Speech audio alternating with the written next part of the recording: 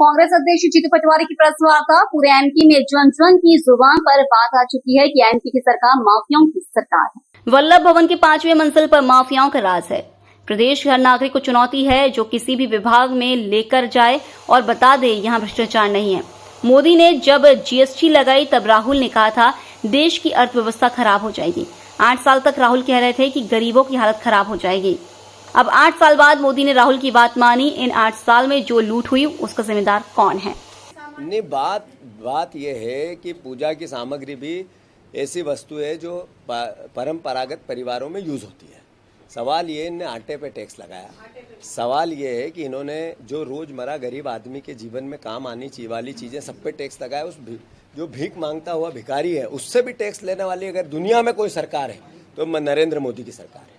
राहुल गांधी ने कहा कि छोटे उद्योग समाप्त हो जाएगा, जीएसटी की जटिलता समाप्त करो, एक तरह का टैक्स लगाओ।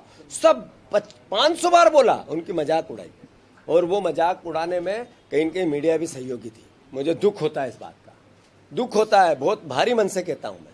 ये कहना पड़ेगा क्योंकि आपके माध्यम से जनता में जाएगा और सोशल मीडिया के माध्यम से जनता में जाएगा कि मीडिया उस समय नरेंद्र मोदी के साथ थी जब ये टैक्स लग रहा था, उसकी वाहवाही कर रही थी।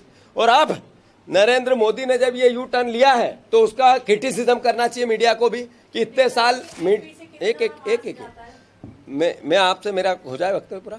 दूसरी बात, जो परिवार के लोग हैं, आप लोग रोज, आपकी तनख्वाहें कोई बहुत ज्यादा नहीं है, मीडिया में कर्मचारियों की तनख्वाहें ज्यादा नहीं, आपको भी लूटा है नरेंद्र मोदी ने। तो इसलिए ध्यान रखो, साथ दो और नरेंद्र मोदी को क्रिटिसाइज करो। ये देश बचाने का समय है और उस समय में योगदान दो। आप लोग भी नहीं बचे हो इस लूट से।